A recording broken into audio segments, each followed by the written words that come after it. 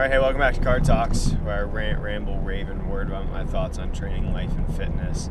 Thinking about today, knees first or hips first in the squat. And I think a lot of people get caught up in the sit back and down phase of squatting. And what I think it leads to, especially in novice lifters and individuals that haven't trained a whole lot, is this excessive back extension. They really try to extend through their lumbar spine and through their thoracic spine to keep an upright chest because they're sitting back like everybody's told them to. We got to remember that the knees going past the toes is fine, right? Like you have the bony structures in your foot to be able to support weights and be able to support movements like that.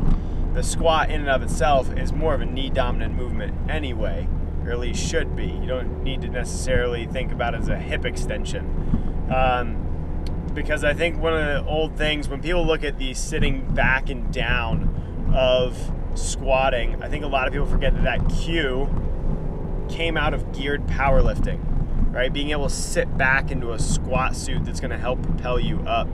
And for certain people, right, and this is where we get into not one size fits all, because certain people have the body proportions that they need to sit back and down first.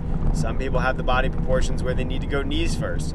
If you got stupid short femurs, yeah, great, sit back and down. If you got long femurs, you're probably going to have to leap the knees a little bit. When you really look at a broad scope, if you want to make a blanket statement, really we should lead with the hips and the knees. And I think that's just one of those things that I think gets conflated or confused, or I don't even know what the right word is on this one. I need to sleep more, guys. But being able to, don't make blanket statements on it, because not everything's going to fit one.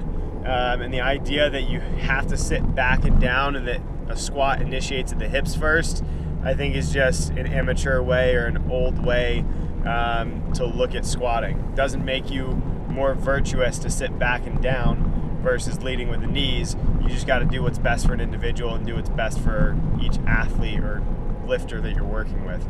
So just a little rant for you this morning, and until next time, we'll see you in the passenger seat.